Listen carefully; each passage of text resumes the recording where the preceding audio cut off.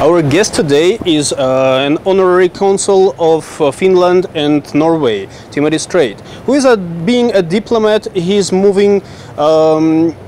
He works a lot with villages in Armenia. He volunteers at CivilNet, shooting his signature program, which is called Straight to Villages, which is both his last name and actually Straight to Villages. And he's our guest today, and we're trying to figure out that being a diplomat, why is he working with villages? Why is he going there and trying to film reports there? And what is the purpose of that? And what made him do that?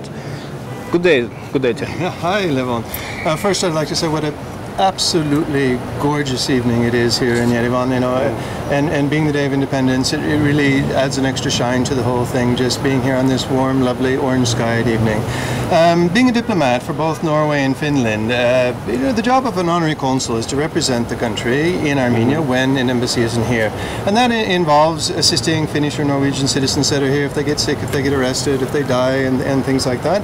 Not a lot of Finns. There are a few Finns here, but no Norwegians at all, actually. And so I have a lot of extra time in my hand. And then, in addition, I have a very personal deep interest in the development of Armenia, and particularly in the villages. Because when I first came to Armenia, I worked in the Norwegian Refugee Council, and I was in all the marzes of Armenia, building some 1,500 houses with Norwegian government funding for refugees, Armenian refugees from Azerbaijan. And so that gave me an introduction to the villages of Armenia.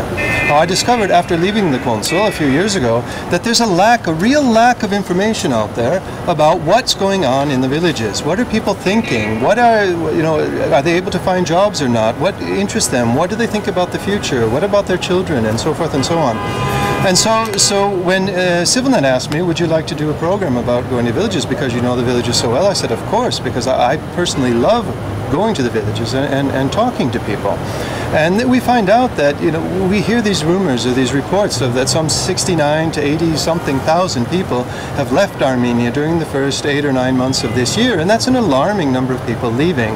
And that's reinforced when I go out to the village, and I meet whole villages mostly of just women and children and older men. The men of working age have all left and things like that. So it's important for me that jobs are created in the villages of Armenia. So not only do I do the Timi Gyur program, or the Straight to the Village program for CivilNet, I also have, and you can see I'm wearing one of the products made by this second voluntary project. Yeah, exactly. What is it? This is a small crocheted heart made by a woman in Kapan, actually. Her name is Gohar, and we employ some 200 other women around the country on a voluntary basis. What we do is we go into a village, we get the women together and we say, what do you make already? And normally what they make is a crocheted something, or a knitted something, or a beaded something, or an embroidered something, and we take that traditional skill that the women in a rural village have, and we try to design a product that will sell. These particular hearts, either as a magnet or a keychain or a brooch, we've sold thousands of them already. Most of them to diasporan Armenians or people who live in Armenia or in Yerevan. Where's the market where you're selling it? Yeah, most of it goes overseas in suitcases.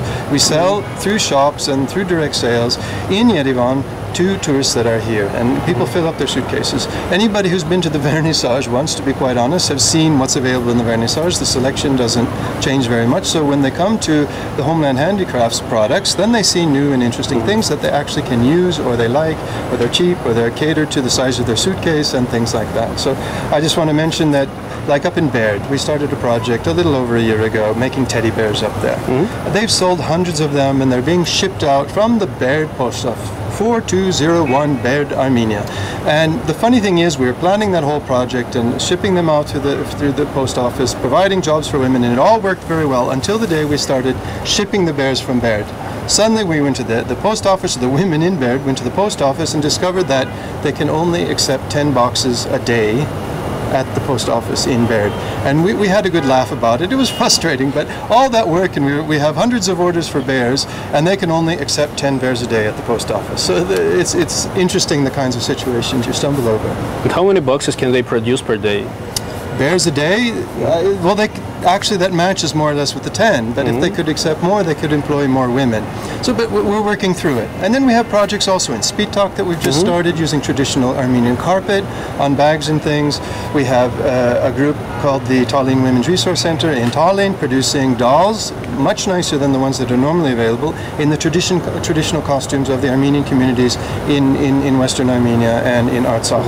And also we have projects in Goris that are not able to produce enough of their little crocheted animals. We're going to start up in Shnoch, up in the north. We have requests from Desset. We have requests from all over the country. I even have requests from Georgia and from South Ossetia to repeat the project in those areas. So I think we're onto something here. We need manpower. And that manpower, where is that going to come from? We need people, instead of leaving this country, we need to find the local entrepreneurs that are in this country. We need to identify diasporans who want to stay in this country and create their own job, because it's very difficult to go out and apply for jobs and get one. We need the entrepreneurs who want to create their jobs. And then we also need people from overseas who are willing to invest in this country, but invest more with their time and their expertise rather than their money. We don't need large amounts of money to do a great job here and create jobs for women in rural areas or jobs in Yerevan. You don't need a lot of money. You need your expertise and you need your time to invest in the homeland. How many Marzis are you working with now?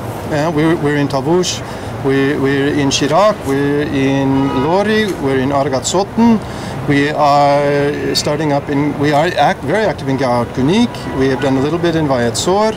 And we are very intensively working in Syunik. The farther away from Yerevan, the better, because those people, those women in those villages don't have the same opportunities, the same access to the market as women do, or anyone does, in Yerevan. That's incredible. How did you find the idea? Where did it come from? Did you first go there with your Team Goes to Straight program and found that there's a need of doing something there? Or you first realized that there's a need and then you went there with this Team Goes to villages? Actually, I started in Sri Lanka.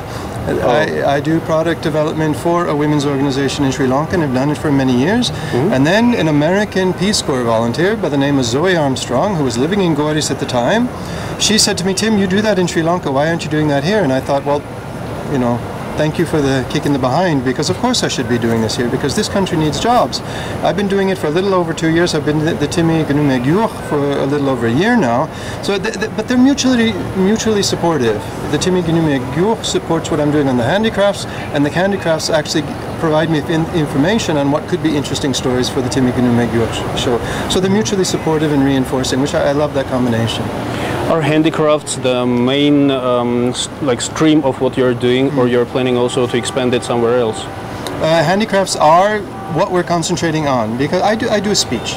I do a kind of TED Talky kind of thing, where I say in countries like Guatemala, in countries like India, Kenya, the Philippines, Indonesia, all of those countries, a good portion, 30, 40, 50% of their total economy is based on handicrafts and handicraft exports. They don't have car factories, they don't have the big companies. It's all based on small 5 to 50 person production units, and that's what I'm trying to create here, is those kinds of 5 to 10 to 20 or whatever production units. We're already up at 200 spread around the country, producing things that the market wants. Today, for example, I got a big order from San Francisco for things from Goris.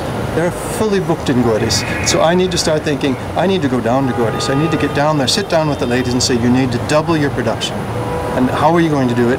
And plan with them. And again, that's where somebody from the outside can come in, take that group and say, look, we need a marketing plan, we need a business plan, we need a liquidity plan, we need a supply chain, how are we going to get enough materials, how are we going to export in the correct way, and so forth and so on. We need people on the ground in Goris, in Vartanis, in Spitak, in Tallinn, and so forth and so on. So there's anybody who says, Shuka Chaka, I'm sorry, they're not thinking creatively enough or hard enough, because there's plenty of opportunities here.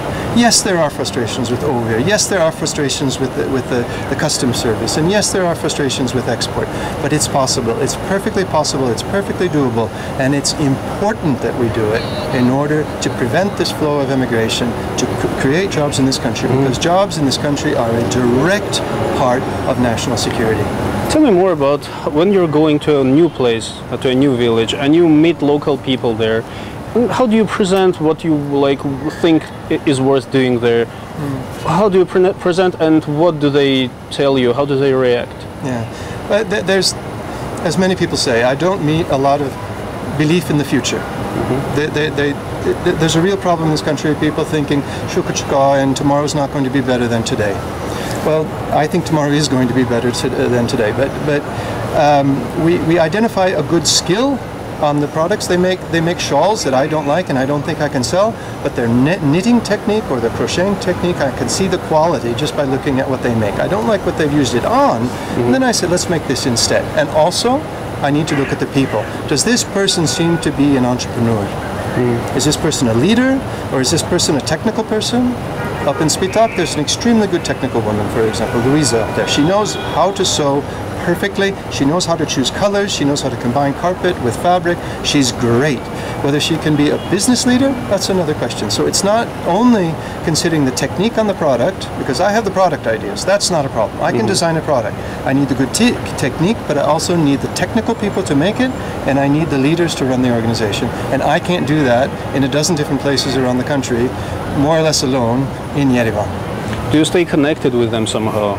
Well, I get out of Yerevan as much as possible. As much as I love Yerevan, it's great getting out to the villages. Yesterday I was in Shamshadin all day. And it's another initiative I have, actually. It's the Shamshadin Development Initiative. We visited potential bed and breakfast. We visited a potential meat curing facility. There's a French milk production facility being created up there. We went to a guy who wants to open a tourist information office. All of this in this little cluster of villages up in Shamshadin. In Shamshadin, a place where a person told me yesterday, I looked at a map of Armenia, tried to find Shamshadin, and it wasn't on the map. The map stopped at Ijivan. We have a job to do on promoting Shamshadin. That's where the teddy bears came from. So the Shamshadin Development Initiative grew out of the teddy bear project. And so it's all connected, all very exciting. So there's a number of places where you already set kind of a business there.